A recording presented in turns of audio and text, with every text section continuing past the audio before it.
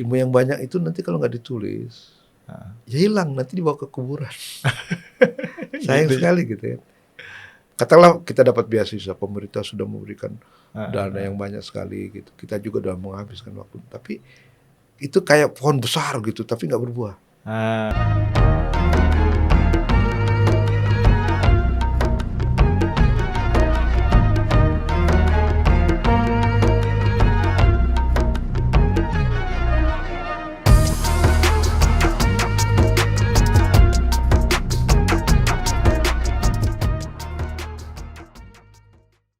Ini sekarang kan mulai isu tentang integrasi ilmu, islamisasi ilmu atau ilmuisasi Islam dan segala macam di berbagai perguruan tinggi. Islamkah PTKIN itu kan menggejala kemana-mana gitu. Terus kemudian di perguruan tinggi umum swasta seperti UMY, UAD, UII yang punya fakultas-fakultas keislaman itu juga mulai mendiskusikan ini gitu. Ya nanti sore juga nih bisa soal itu ya. Nah, kalau posisi Pak Mulyadi dalam hal ini itu kan pernah nulis juga tentang integrasi ilmu. Kalau Pak Mulyadi, apakah let's say islamisasi ilmu model Raji Faruqi kah, atau ilmu saintifikasi Islam model Kunto Wijoyo, atau Pak Mulyadi sendiri integrasi ilmu gitu?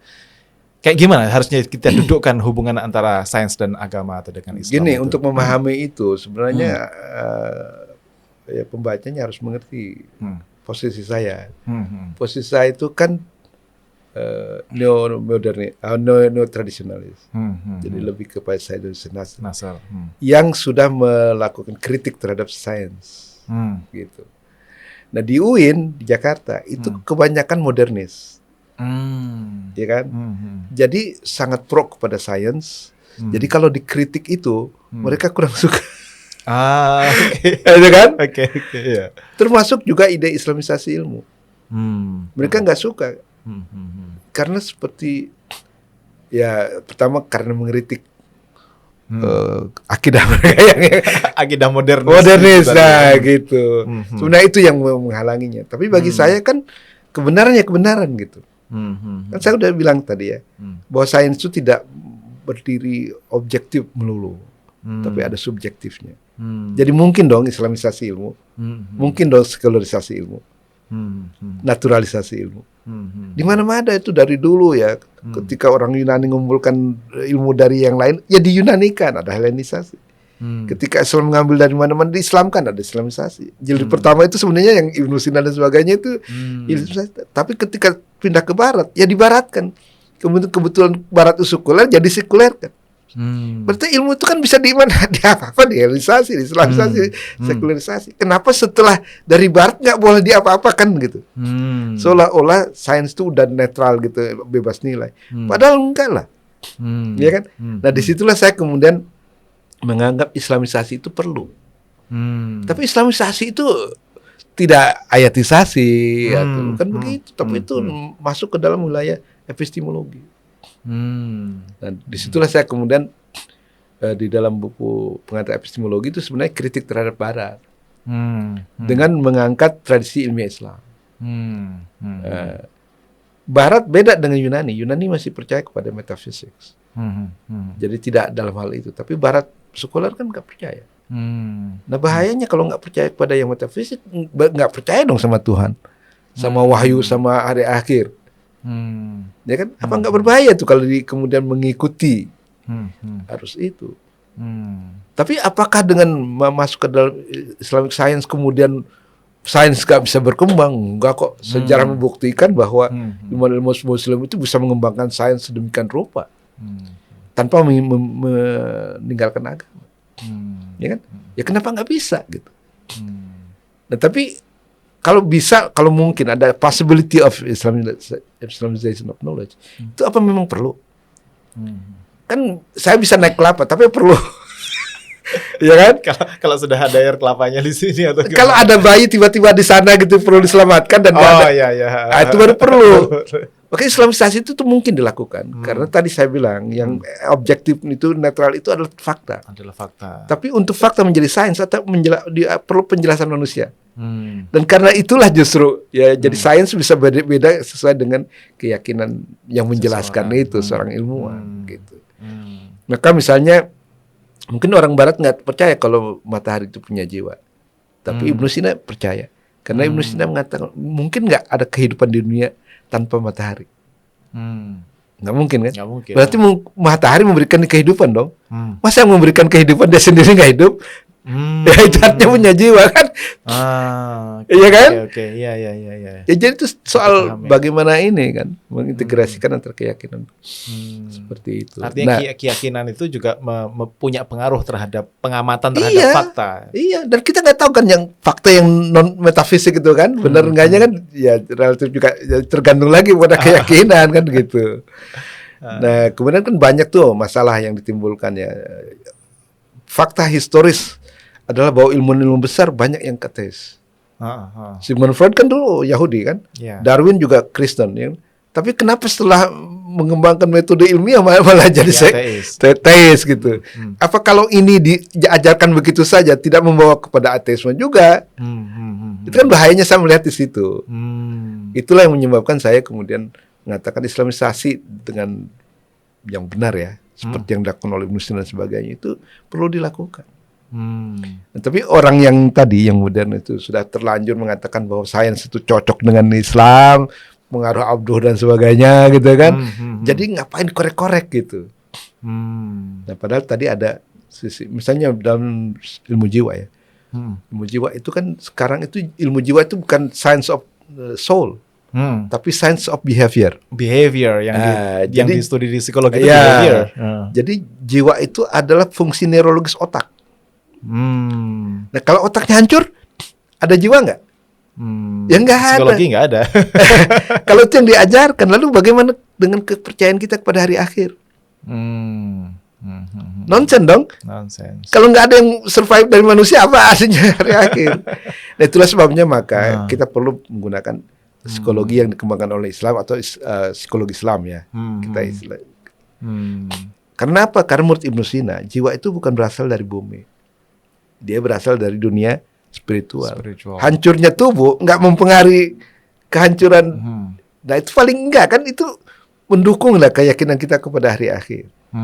Walaupun kan secara rasional ya dibahas. Gitu maksudnya. Oke. Ya cuma memang di lingkungan perguruan tinggi kita itu banyak yang masih di tahap itu tadi. Abad ke-19 Lalu di barat sendiri kritik terhadap sains kan sudah ada. Tapi memang bisakah kita jumping gitu? Misalnya jumping itu gimana maksud saya? Langsung ke periode tahapnya Pak Mul yang mengkritik barat tanpa harus memahami secara kuat gitu tradisi modern, tradisi sains itu sendiri. Mungkin mereka merasa bahwa kita ini masih dalam periode ingin menguasai tradisi sains yang disebut sekuler tadi itu. Enggak, sebenarnya di barat sendiri ada perkembangan yang menarik. Kan? Misalnya new physics, ya kan? Quantum physics. Itu udah mengarah ke situ. Ada Fritjof Capra, ya. Jadi di Tao of Physics. Itu udah Michael Talbot. Itu sudah memperkenalkan ide-ide mistisisme justru ke dalam fisika. Dalam physics ya. Tao of Islam juga itu kan. Artinya sebenarnya sudah mengarah ke situ sebenarnya. Nah, cuman kalau kita menggunakan yang abad ke-19 ya Newtonian aja gitu kan.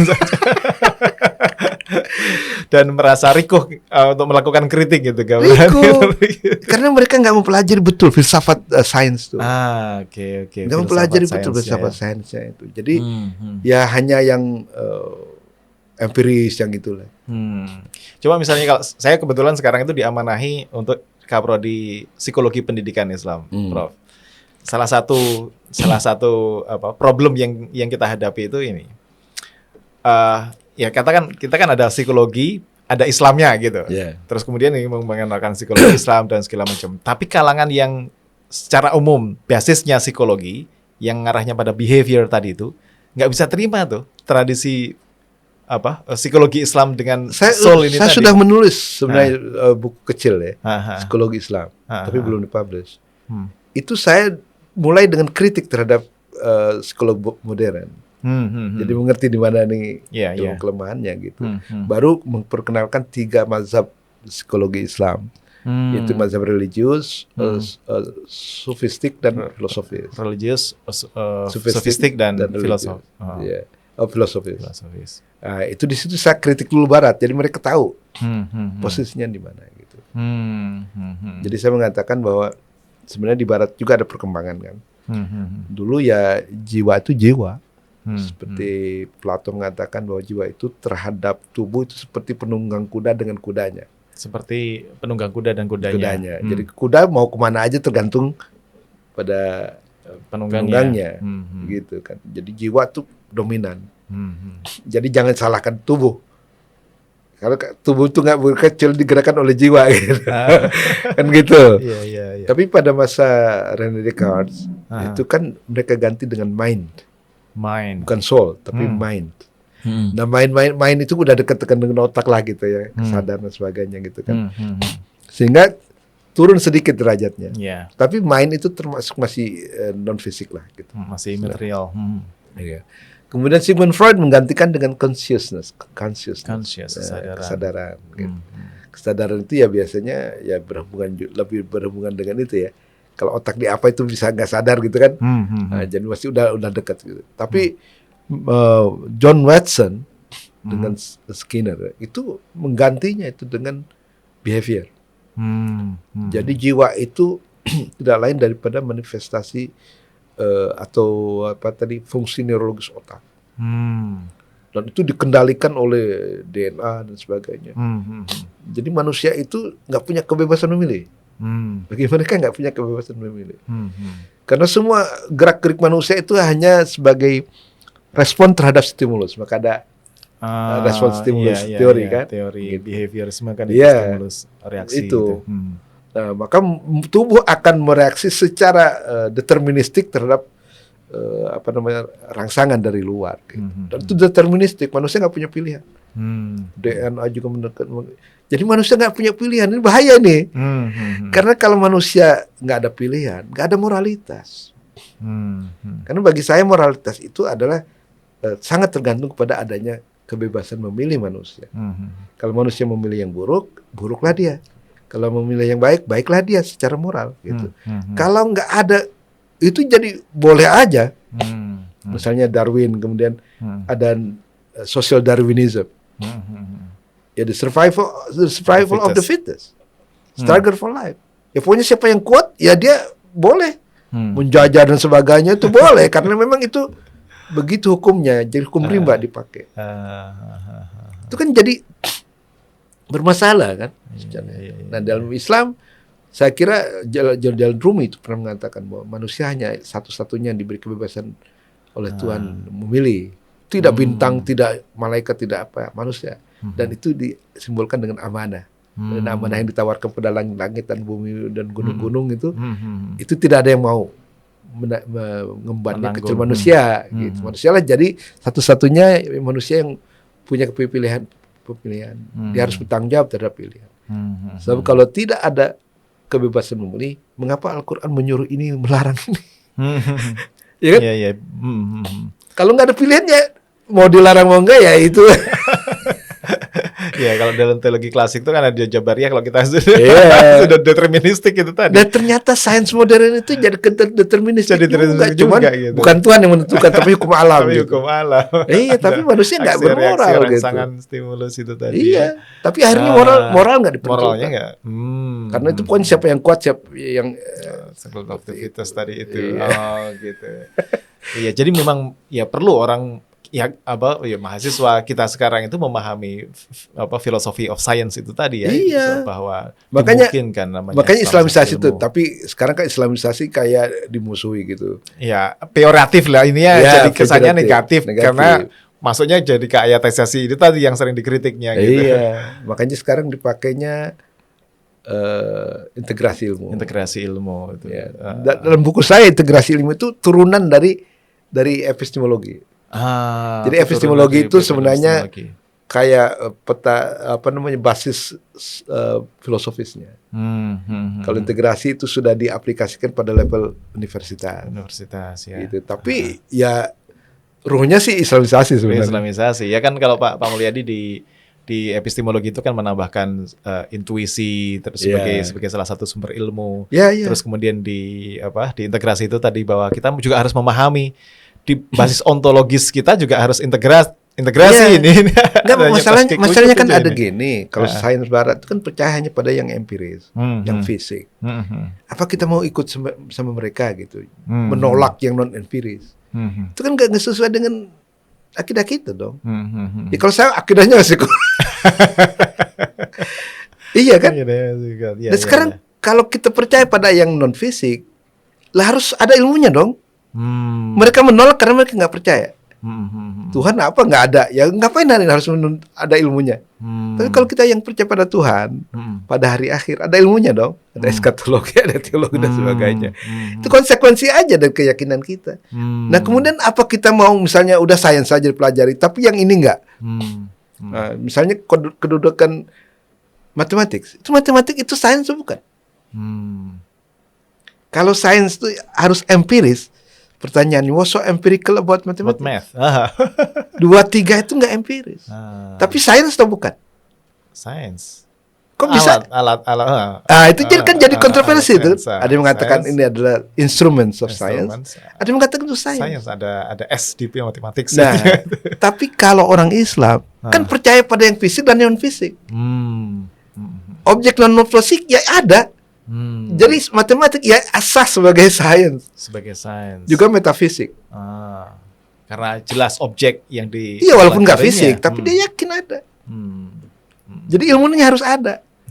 Maka ilmu itu harus integratif, yang fisik, yang non fisik dan yang matematik, yang metafisik. Itu harus diintegrasikan.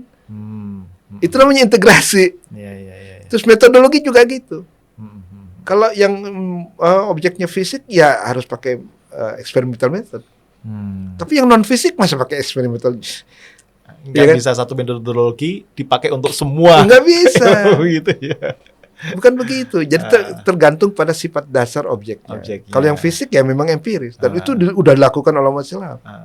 Kalau yang non fisik misalnya macam ide atau statement, ya harus secara empiris untuk meneliti benar enggaknya. Memverifikasinya. Itulah burhani, logika. Koherensi. Diukur dengan koherensi. Nah, Al-Ghazali kan mengkritik bukan orangnya, pernyataannya yang dinyatakan tidak koheren. Tahafut. Begitu. Okay. Jadi itu metodenya metode burhani namanya. Nah, seperti itu. Bukan berarti satu objek oleh 4 misalnya metode ya, nggak begitu. Misalnya ini objek fisik kemudian harus metafisik atau irfani dan sebagainya, nggak seperti itu. Tapi terintegrasi dalam satu person. Dia mengerti tajribi, dia mengerti burhani, mengerti irfani, bayani. Jadi tergantung pada objeknya. Betul. Jadi meskipun yang diteliti itu adalah objek-objek yang eksperimental, yang tajribi, tapi kalau personnya paham tentang metodologi ini tadi, ya bisa dilihat dari perspektif metafisik misalnya gitu. Makanya bedanya fisika modern dengan fisika Islam itu adalah bahwa fisika Islam itu lebih pada filsafat alam. Lebih pada filsafat alam fisika Islam itu. Misalnya nih ya, bahwa alam itu punya akal universal, punya jiwa universal gitu. Terus ada jiwa partikular. Itu kan memperjelas dunia fisik ya, tapi dia ada dimensi metafisiknya. Nah, dan itu menarik ya kalau menurut saya nih. Ini kan dari Ikhwanus-Sofa ya. Jadi kenapa di dunia ini ada 2 macam, ada yang ajad, ada yang berubah. Nah, itu menurut penafsiran saya terhadap filsafat mereka itu karena akal universal itulah yang membuat keajakan itu, ya permanensi. Maka maka dari situ itu kita bisa ada logika, ada matematik, yang itu boleh katakan fix lah. Kalau misalnya dalam fisika itu ada konstanta. Itu kalau nggak ada akal itu nggak ada prinsip umum yang bisa dipakai di mana saja. Yang konstan gitu atau yang permanen. Tapi kemudian ada jiwa. Jiwa ini adalah prinsip perubahan. Maka kemudian ada dinamika, ada evolusi, ada sebagainya. Karena ada jiwa. Kalau nggak ada jiwa, nggak ada perubahan. Maka di sini main antara permanensi dan perubahan itu yang tadi, universal dan yang partikular. Itu sebenarnya itu kan menerangkan bagaimana operasi alam ini kan. Operasi alam ini ya. Iya. Makanya perkembangan dari janin menjadi dan sebagainya, dari mineralogi ke botanik ke. Kalau jiwa menjadi spirit perubahan tadi itu gimana kira-kira ininya gambarannya Pak Mul? Begini, misalnya gini kalau Islam itu kan menjelaskan sesuatu harus 4 sebab. Aristotelian. Oh iya. Nah, misalnya. Jadi ketika mereka bicara tentang bagaimana ini dari debu tiba-tiba muncul tumbuh-tumbuhan. Ya kan kalau kemarau 6 bulan itu kan nggak ada biji apa nggak apa. Yeah. Nah jadi menurut mereka sebenarnya 4 unsur itu adalah ibu. Jadi yang lain tuh mineral, tumbuhan itu anak, tawalud, ya kan? Dari situ. Tapi bagaimana dari yang materi lah gitu kayak yang unsur tanah, itu kemudian udara, menjadi tumbuhan. Jadi dia disebut mengatakan gini. Jadi 4 unsur itu berinteraksi. Tapi kalau tidak ada sebab efisien, sebab yang merubah, itu nggak bakal jadi. Perubahan dari yang fisik menjadi yang tumbuhan misalnya nggak bakal jadi. Jadi ada sebuah entitas lah yang menyebabkan itu terjadinya perubahan itu. Dan itu spiritual. Itulah yang disebut misalnya jiwa universal atau jiwa partikular dan sebagainya yang menyebabkan tumbuhnya itu. Ya kan? Okay. Jadi fisika tetapi dia menjelaskan ada unsur-unsur di situlah spirit jiwa itu tadi ya. Kemudian ketika menjelaskan gini, kalau kita lihat loh, ada bunga-bunga, ada macam-macam tumbuhan dan sebagainya. Loh, apa kamu nggak sadar katanya gitu? Kenapa kok mawar ya mawar gitu? Nggak dari mawar jadi tumbuh melati gitu kan? Itu kan ada semacam yang menjaga spesies itu. Dan itu pasti bukan tumbuhan itu sendiri, tapi ada sesuatu yang ya bukan Tuhan sih, tapi ada agen yang seperti itu. Oke. Jadi jelas ya. Ya. Kemudian satu lagi contoh, dia bilang di dalam biologi itu ada yang disebut hewan di bawah tanah. Dan kebanyakan bahkan semua itu nggak punya mata. Hewan bawah tanah tadi nggak punya mata. Itu adalah kebijaksanaan Tuhan. Dia mengatakan ya. Nah sekarang kalau misalnya dikasih mata, padahal nggak pernah dipakai, apa manfaatnya? Malah mudaratnya bisa kelilipan ya. Kelilipan untuk sesuatu yang, ya kan? Iya, Maka adalah kebijaksanaan Tuhan tidak menciptakan itu. Menciptakan organ bernama. Padahal itu biologi ya. Itu kan biologi. Tapi asal usul apa namanya? Asal-usulnya dari sana ya. Gitu. Nah, dengan tradisi Islam yang kaya dan perspektif yang khas seperti tadi itu Pak Mul. Sebenarnya perlu nggak sih? Kan gitu kadang. Ya seperti tadi pengalaman saya di lingkungan psikologi Islam. Orang-orang yang pure asosiasi psikologi lah gitu, profesional psikologi itu nggak bisa menerima keilmuan yang psikologi Islam gitu. Perlu nggak sih dari tradisi filsafat Islam, khazan intelektual Islam ini tadi untuk meyakinkan mereka bahwa ini juga valid sebagai sebuah ilmu. Mereka juga harus menerima atau kita jalan saja, mau diterima mau nggak diterima. Sudah jalan terus gitu. Enggak, sekarang gini ya. Makanya harus studi terhadap Ibnu Sina itu yang klasik, yang modern. Ternyata penerimaan sarjana modern terhadap psikologi Ibnu Sina semakin kuat. Iya kan? Metode ilmiahnya Ibnu Sina ada baru-baru aja ada buku baru tentang betapa Ibnu Sina itu ilmiah. Menurut standar modern gitu. Nah yang kita pelajari kan nggak mempelajari dia klasiknya enggak, yang modernnya enggak.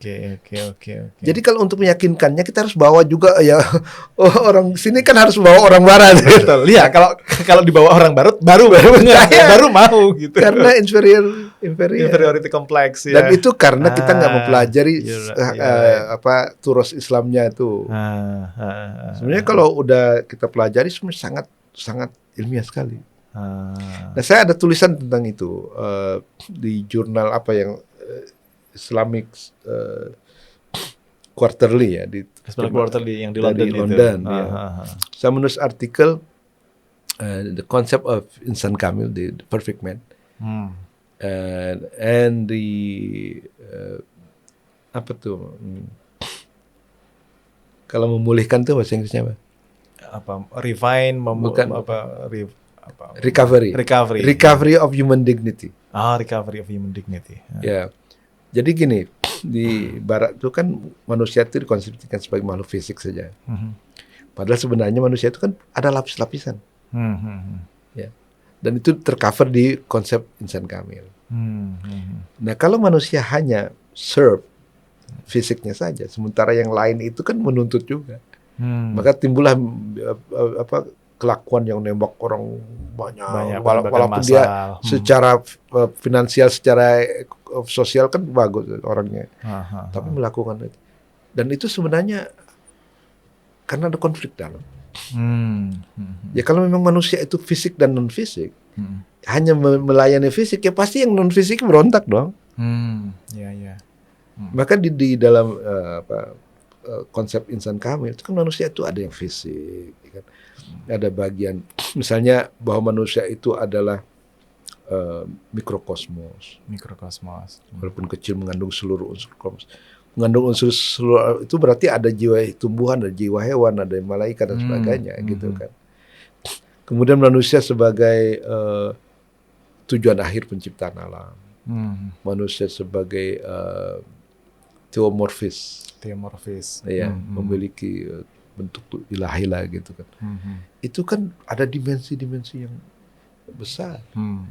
Dan setiap dimensi kalau dipenuhi itu akan timbul kebahagiaan. Jadi kebahagiaan manusia bukan hanya fisikal, tapi juga mental, spiritual, moral, kemudian emosional. Nah, kalau insan kamil itu sempurna semua tuh. Kebutuhannya terpenuhi, pemenuhan semua kebutuhan. Dan itu. Setiap level itu kemudian ada kebahagiaan. Jadi kebahagiaannya berlapis-lapis gitu. Itu yang menyebabkan bisa tenang dan sebagainya. Gitu. Nah di Barat itu sudah dicoba ada emotional intelligence dan sebagainya. Tapi menurut saya masih tetap itu brain based psychology. Pusatnya masih brain. Otak masih. Iya. Jadi misalnya ada God spot dan sebagainya. Itu di mana? Jadi otak. Johar coba ada Johar dan itu. Itu ketika mereka bicara tentang God spot. Itu dia bilang itu tidak dalam rangka mengatakan Tuhan itu ada katanya gitu kan. Atau dia bisa berkomunikasi dengan manusia, tidak. Tapi itu mungkin sebagai jin ya, sudah ada gitu. Jin ketuhanan itu sudah ada. Tapi tidak dalam rangka membuktikan bahwa Tuhan itu ada ya. Karena dia nggak boleh lepas dari otak. Itu melanggar prinsip sains gitu kan. Ada lagi yang lain juga kan ya. Mungkin yang agak sedikit nyerempet-nyerempet itu humanity apa? Yang itu Abraham Maslow. Behaviorismenya. Bukan behaviorisme. Ya pokoknya itulah. Saya lupa nama itunya. Bukunya ya. Jadi itu dia sudah bicara tentang peak experience. Jadi peak experience. Ya semacam mystical gitu. Tapi apakah dia juga mengakui keberadaan yang non fisik itu? Itu saya masih ragu gitu. Jadi meskipun bilang gods atau spiritual dan segala macam itu masih mentoknya di brain. Makanya saya brain based psychology. As against the soul psychology gitu. Tapi ya itu tadi padahal kalau kita penafsiran kontemporer terhadap Ibnu Sina, terhadap khazanah intelektual Muslim ini tadi sebenarnya juga mulai ada penerimaan yang meluas di kalangan psikologi Barat ataupun di ilmuwan Barat pun gitu ya. Iya. Karena ya apalagi sekarang ada film ya yang Three Body Problems. Itu dia ilmuwan gitu mencoba untuk menelusuri dunia-dunia yang non fisik gitu. Yang dalam tasawuf itu ada alam muluk, alam jabarut, alam lahut, alam hahut gitu kan. Itu sudah mulai kayak ya kalau memang realitanya gitu kan. Iya. Sains mungkin suatu waktu menemukan. Iya, kadang sains hanya bilang unknown, sesuatu yang Iya. nggak terjangkau oleh. Ada ilmuwan dari Jepang namanya Elizabeth Satori ya. Dia mengatakan gini, jadi fisika itu seperti piano. Ada apa tuh istilahnya tuh? Partiturnya. Booth-nya itu kan. Tapi baru setengah.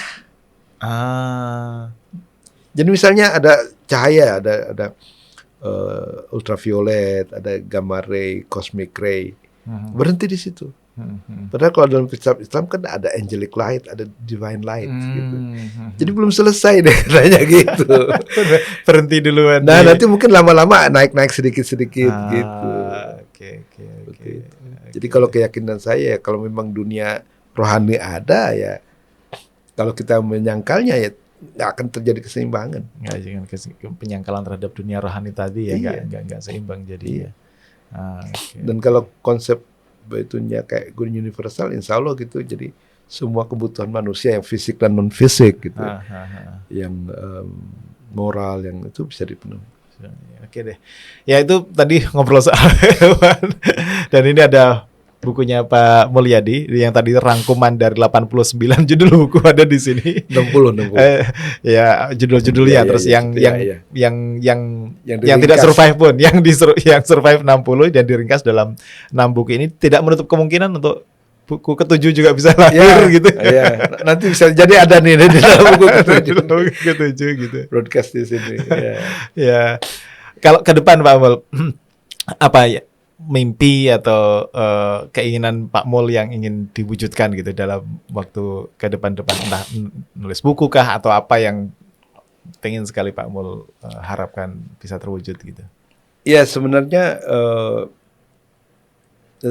tentang buku ininya sedikit ya. Jadi sebenarnya saya memberi contoh lah kepada guru besar atau dokter-dokter yang lain ya kan. Yang saya yakin ilmunya seabrek gitu ya, banyak sekali. Tapi ilmu yang banyak itu nanti kalau nggak ditulis, ya hilang, nanti dibawa ke kuburan. Sayang sekali gitu ya. Katakanlah kita dapat beasiswa, pemerintah sudah memberikan dana yang banyak sekali gitu. Kita juga sudah menghabiskan waktu. Tapi itu kayak pohon besar gitu, tapi nggak berbuah.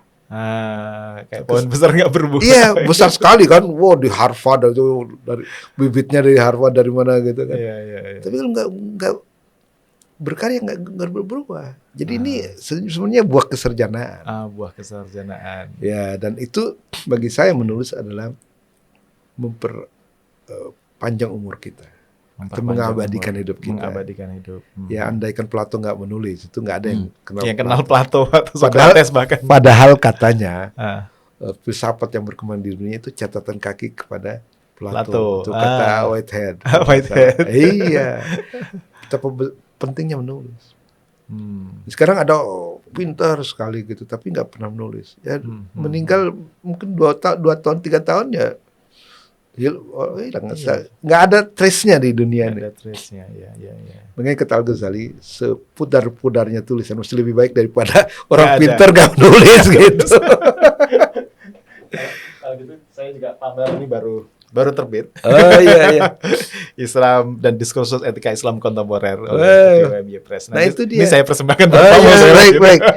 Alhamdulillah ya mahasiswa saya itu sudah banyak yang menulis, termasuk Aan juga dan ya terlepas dari kualitasnya lah, tapi artinya sudah mulai meneruskan ya. Betul.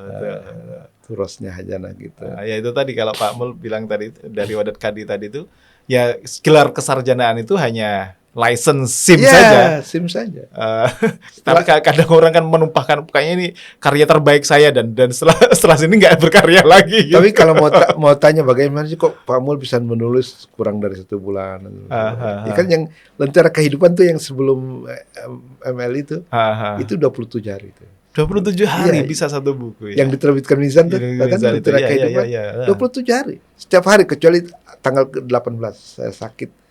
Jadi 26 hari sebenarnya. Dikurangi hari sakit. Kalau saat-saat nulis yang paling Pak Mul merasa ini paling produktif atau harus nunggu mood dulu atau udah nggak usah atau gimana itu? Enggak, sebenarnya kalau udah biasa nulis ya asal ada ide ada waktu tulis saja. Jadi ya memang apa ya, kalau pahit-pahit ya saya kan tidak diwajibkan menulis ini di di kampus atau di Brunei gitu ya. Ya teman-teman saya juga nggak menulis gitu. Tapi kan manusia punya pilihan. Saya putuskan untuk menulis. Tapi itu punya konsekuensi. Nah, konsekuensinya saya jelaskan di Facebook ya, bagaimana saya seperti mendaki Gunung Everest gitu. Ini baru 2 jilid padahal 6 jilid ini. Waduh, masih jauh sekali gitu. Puncaknya masih jauh. Iya. Tapi kemudian dorongan ada dari dalam gitu. Dulu kan sebenarnya nih ada orang Jogja mau menuliskan biografi saya. Setelah bahan dikirim malah nggak jadi. Akhirnya saya pikir, masa siapa sih yang lebih tahu tentang saya daripada saya sendiri, kenapa enggak gitu. Jadi kekecewaan itu saya balik menjadi sesuatu yang positif. Dan karena ini didasari oleh ingin membuktikan bahwa saya bisa gitu, jadi itu kalau lagi macet itu wah walaupun negatif ya, tapi itu jadi positif. Gitu ya, luar biasa energinya. Dan kalau tadi ditantang nggak mundur tantangan. Sama aja seperti saya waktu di The Venture of Islam tuh, saya tahu itu sulit, tapi nggak mundur. Gitu. Oke deh Pak Amul, begitu dulu. Kalau mau berbincang masih banyak lagi yang bisa diperbincangkan. Tadi kita di mobil juga ngomong tentang Ibnu Sina dan macam-macam. Nah, mungkin lain kali silaturahim. Saya juga pengen silaturahim ke rumah nanti, insyaallah. Ya, jadi yang saya masih ingin berkembangkan adalah filsafat pesantren filsafat. Pesantren filsafat. Oh ya Pak Amul sekarang secara online mengelola. Jadi karena secara organisatoris Gypsy itu belum dikembangkan lagi seperti dulu. Jadi diambil salah satu itu bagian divisi pendidikannya, yang kita mengambil bentuk pesantren filsafat. Pesantren filsafat itu ya intinya adalah model pesantren, tetapi materinya materi filsafat. Itu diselenggarakan ada offline-nya juga atau sementara ini full online? Full online. Ya, kecuali ada satu biasa pertemuan terakhir ada offline, ada hybrid. Ada hibridnya. Kita nggak bisa offline karena yang ada dari mana-mana, Papua, dari Brunei, dari mana-mana gitu. Jadi tetap nggak bisa gitu. Nah, jadi itu masih ada, kita baru 4 semester dari 11 semester. 4 semester dari 11 semester. Ya, dan itu 34 mata kuliah dan 1 mata kuliah 10 tema. 10 topik. Tema. Ya, jadi ada 340 topik. Insya Allah. Yang ini mungkin paling intensif ya, insya Allah. Pengkajian sains, filsafat, dan tasawuf. Sains, filsafat, dan tasawuf di pesantren filsafat itu, sangat komprehensif sekali. Iya, dan nanti kita akan ada peserta itu memang diambil harus bayar ya. Jadi pembayarannya 1 mata kuliah 700. Tapi kalau ngambil 2 1.200.000. Kalau 3 1.500.000. Banyak yang ngambil 3 sekaligus paket. Jadi jatuhnya jadi 500 gitu. Tapi nanti dia akan mendapatkan PowerPoint dari setiap tema, setiap topik. Kemudian rekaman kuliahnya dan tanya jawab. Itu tanya jawab tuh yang biasanya malah muncul ide-ide baru kan? Ide baru ya. Seperti itu. Dan sertifikat. Ya, jadi insya Allah tuh bisa. Ya, pesantren filsafat. Kalau nanti saya share deh ininya informasi tentang pesantren filsafat itu. Nanti setelah tahu viewers setelah Lebaran ini kita akan coba ini lagi. Ini sudah berapa batch yang 4 berjalan ini? 4 tadi itu ya. Jadi nanti ini yang kelima. Yang kelima ini terus. Jadi susunannya seperti ini. Ada basic level. Itu 3 semester. 3 semester ya. Dan itu membahas karya-karya saya. Karya-karya Pak Mul. Jadi ada 9 karya saya yang basic, yang itu merupakan philosophical foundation untuk bisa memahami diskusi-diskusi berikutnya. Level kedua adalah intermediate. Dan itu ada 2 bagian, 1A dan 1B. Intermediate itu membahas pemikiran dan karya. Pemikiran dan karya para filosof. Siapa para filosof yang di-cover di situ? Terakhir itu Ibnu Sina, Al-Biruni, dan Junaid al-Baghdadi. Mewakili filosof saintis dan sufi. Oh, Nanti filosof, yang saintis, sufi. minggu semester berikut itu ada Ibnu Rushd, ada ilmu Umar Khayyam, Umar Khayyam, sufinya, dan sufinya kalau nggak salah Ibnu Arabi. Ibnu Arabi. Nah, gitu. Nanti ada advance 2 level juga, Oke. yaitu membaca karya langsung. Oh, membaca karya langsung dalam bahasa aslinya. Aslinya. Jadi ada filosof, ada sufi, dan ada saintis. Tergambar siapa juga tokoh yang di intermediate ada kayaknya ada Ibnu Khaldun, sudah ada kita sudah. Itu 2 level lagi. Jadi nanti ada 2 ilmuwan, ada 2 filosof, ada 2 sufi yang karyanya akan dibaca. Ya, bisa juga misalnya Ibnu Khaldun itu kita akan baca karangan Muhsin Mahdi. Itu The Science of Culture. Ya kalau nggak salah, Philosophy of History. Jadi tidak mesti aslinya gitu. Tapi kalau misalnya ada hikam gitu kan, itu kita baca. Oke. Itu diampu oleh Pak Mul sendiri atau ada juga tim yang juga mungkin kalau yang terakhir itu ada kita cari orang yang lebih inilah. Oke. Ya kalau misalnya Ikhwanus Sofa saya bisa, karena kita udah terjemahkan gitu. Itu bisa saya sendiri, tapi yang lain-lain ya mungkin kita lebih minta bantuan yang memang baca lebih dalam karya-karya itu. Yang sudah biasa. Sudah biasa. Oke deh, mudah-mudahan sukses selalu. Tapi itu misalnya pesantren filsafat itu membuka kemungkinan untuk bisa misalnya kolaborasi atau partnership dengan perguruan tinggi mana gitu. Itu sangat-sangat mungkin sekali. Jadi sebenarnya kita udah hampir ada kolaborasi dengan UIN Malang ya. Jadi selalu mereka mengirimkan aja dulu sekarang. Mengirimkan salah satu murid-murid mahasiswanya untuk mahasiswanya itu kan juga dosen-dosen. Gitu. Santrinya tuh ada yang doktor, ada yang profesor juga. Saya di perguruan tinggi yang tadi itu ada Islamic Studies-nya, ada yang sains umumnya. Itu mesti ada lembaga-lembaga kayak di UMY itu ada namanya CISIC, Center for Integrative Science and Islamic Civilization. Itu juga ke arah situ kalau misalnya nanti. Jadi misalnya gini, karena kalau menyelenggarakan sendiri kan susah. Ya jadi itu aja. Kirimkan aja dosen-dosen yang kira-kira bisa mewakili nanti untuk mengembangkan di situ jadi santri. Oke. Gitu. Baik, Pak Mul, makasih banyak. Ini nggak ada habisnya kalau kita ngobrol.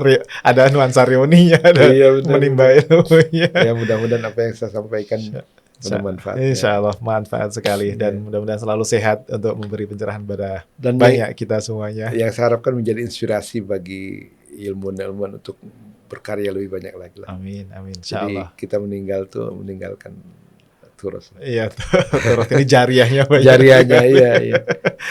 Baik, insya Allah bermanfaat. Kita ketemu lagi di lain waktu, insya Allah bersama Pak Mul dan juga yang lain-lain yang juga sangat istimewa dan mudah-mudahan ini bermanfaat. Sampai di sini. Assalamualaikum warahmatullahi wabarakatuh. Waalaikumsalam.